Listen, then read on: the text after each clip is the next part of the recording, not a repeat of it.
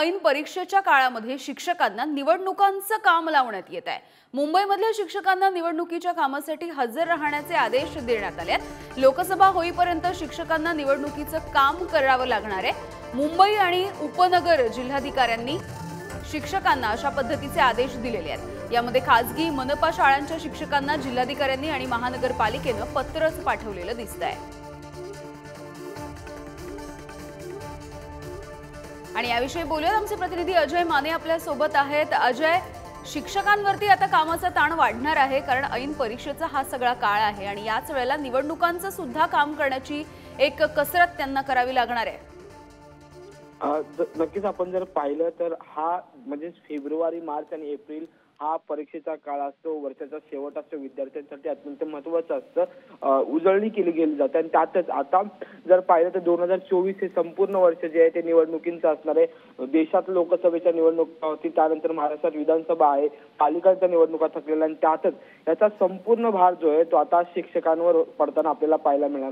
आपण जर पाहिलं तर वेळोवेळी निवडणुकीच्या वेळी जे ते पालिका अधिकाऱ्यांसोबत शिक्षक जे त्यांच्या खांद्याला खांदा लावून लोकसभेचे काम करताना पाहायला मिळतात। प्रत्येक निवडणुकीत शिक्षकांना जे ती ड्युटी लागली जाते आणि त्यांना काम करायला लागतं। त्यातच आता जर पाहिलं तर मार्च, फेब्रुवारी आणि एप्रिल सुद्धा मध्ये सुद्धा त्यांना लोकसभेचं काम करणार आहे। सगळ्यात महत्त्वाचं म्हणजे जी नोटीस काढलेली म्हणजे जो GR काढलेला त्यात लिहिलेलं आहे, नमूद केलेलं आहे की अत्यंत तातडीचा त्यांना मग ह्या सगळ्या गोष्टी ज्या आहेत त्या सांगण्यात आलेल्या, त्यांना सुट्टी घेता येणार नाहीये।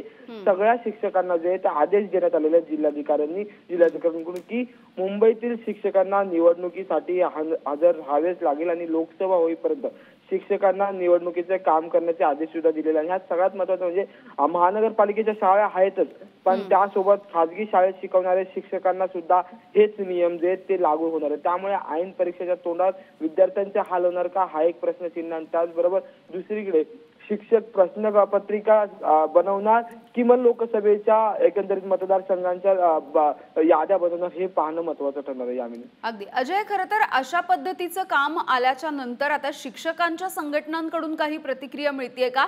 कारण याआधी नागपूरमधल्या ज्या शिक्षक संघटना होत्या त्यांनी या सगळ्या कामाला विरोध केलेला होता।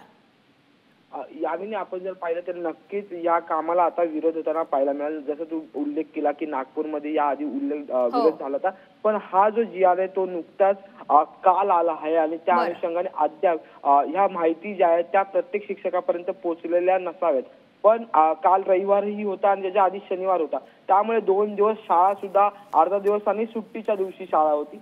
आज सोमवार आहे, नक्की आज या संपूर्ण मुद्द्यावर जे ते प्रत्येक शाळेत जे ते चर्चा केली जाईल, संघटनेशी चर्चा केली जाईल। त्यानंतर अनेक शिक्षक संघटना जे ते त्यांचं मत जे ते मांडतील आणि त्यानंतर मग सरकारसोबत ह्या संपूर्ण विषयावर जे ती चर्चासत्र होण्याची शक्यता वर्तवली जाते। अगदी धन्यवाद अजय या सगळ्या अपडेटसाठी। आपल्यासोबत याविषयी बोलण्यासाठी IBTA या शिक्षण संघटनेचे सदस्य राम जाधव जोडले गेलेले आहेत। रामजी, काय नेमकी प्रतिक्रिया असणार आहे तुमची? ऐन आता सगळा परीक्षेचा कालावधी आहे आणि याच वेळेला शिक्षकांना निवडणुकांचं काम देण्यात येत आहे। बरोबर आहेत मॅडम, कारण आता फेब्रुवारी महिना आहे आणि मार्च पासून 10वीच्या परीक्षा सुरू होत आहेत आणि फेब्रुवारीमध्ये 12वीच्या पण परीक्षा आहेत। या परीक्षेच्या कालावधीमध्ये शिक्षकांना जर असं निवडणुकीचे काम दिले तर मग त्याचा परीक्षा पद्धतीवरती पण परिणाम होणार आहेत आणि पुन्हा त्या पेपर झाल्यानंतर त्याच्या मूल्यमापनावर देखील परिणाम होणार आहेत। त्यामुळे शिक्षक संघटनेच्या वतीने आमची हीच मागणी आहे की हे जे 2 महिने आहेत या 2 महिन्याच्या कालावधीमध्ये शिक्षकांना अशा प्रकारचं काम त्या ठिकाणी देऊ नयेत। इतर जे काही आस्थापना आहे त्या आस्थापनातल्या कर्मचाऱ्यांकडनं ते काम करून घेतलं जावं, कारण हा अत्यंत ज्याला आपण म्हणूया की क्रिटिकल असा हा कालावधी आहे शिक्षकांसाठी आणि सुद्धा विद्यार्थ्यांसाठी। शिवाय आता याच कालखंडामध्ये 10वीच्या प्रात्यक्षिक परीक्षा देखील चालू आहेत, म्हणजे तिकडे प्रात्यक्षिक परीक्षा देखील आम्हाला शिक्षकांना घ्यायच्या आहेत आणि तिकडे काम पण करायचं आहे। त्यामुळे जरा अडचणीचा हा भाग आहे। त्यामुळे संघटनेच्या वतीनं आमचं असं निवेदन असणार आहे की हा जो काही कालावधी आहे हा कालावधी सोडून इतर कालावधीमध्ये तशा गोष्टी करता येतील का ते आपल्याला पाहावं लागणार आहेत। अगदी रामजी, मात्र तुम्ही जे तुमचं म्हणणं आहे, तुमच्या ज्या अपेक्षा आहेत या आता कोणाकडे वर्तवणार आहात का, कोणाकडे विनंती करणार आहात का यासाठी? नक्कीच आम्ही माननीय शिक्षण मंत्री असेल किंवा ज्या आस्थापनेकडनं या प्रकारच्या अशा ज्या सूचना निघाल्या आहेत त्या आस्थापनेकडे आम्ही संघटनेच्या वतीने पाठपुरावा नक्कीच करू आणि शिक्षकांवरती जो काही अतिरिक्त भार दिलेला आहे त्याच्या संदर्भामध्ये आम्ही नक्कीच चर्चा करू. कारण 10-12 दिवस पुन्हा ते राज्य मागासवर्ग आयोगाच्या आमच्या त्या सर्वेसाठी शिक्षकांचे गेले. त्या कालावधीमध्ये देखील विद्यार्थ्यांचं बरंचसं नुकसान पण झालेलं आपल्याला पाहायला मिळतं. कारण या कालावधीमध्ये शिक्षक हे बाहेर सर्वेक्षणासाठी होते आणि पूर्ण वेळ त्यांनी सर्वेक्षणासाठी दिलेले आहेत. त्यामुळे तो कालावधी देखील आपल्याला भरून काढता आला पाहिजे. विद्यार्थ्यांचं नुकसान होतं का? ठीक आहे रामजी, तुमचा मुद्दा लक्षात आला. शिक्षक आमदार सुधाकर अडबाले आपल्या सोबत जोडले गेलेले आहेत. सुधाकरजी, ऐन परीक्षेच्या कालावधीमध्ये आता शिक्षकांना निवडणुकांचं काम देण्यात आलेलं आहे. शिक्षक संघटना याला विरोध करताना दिसत आहेत. तुमची काय प्रतिक्रिया आहे?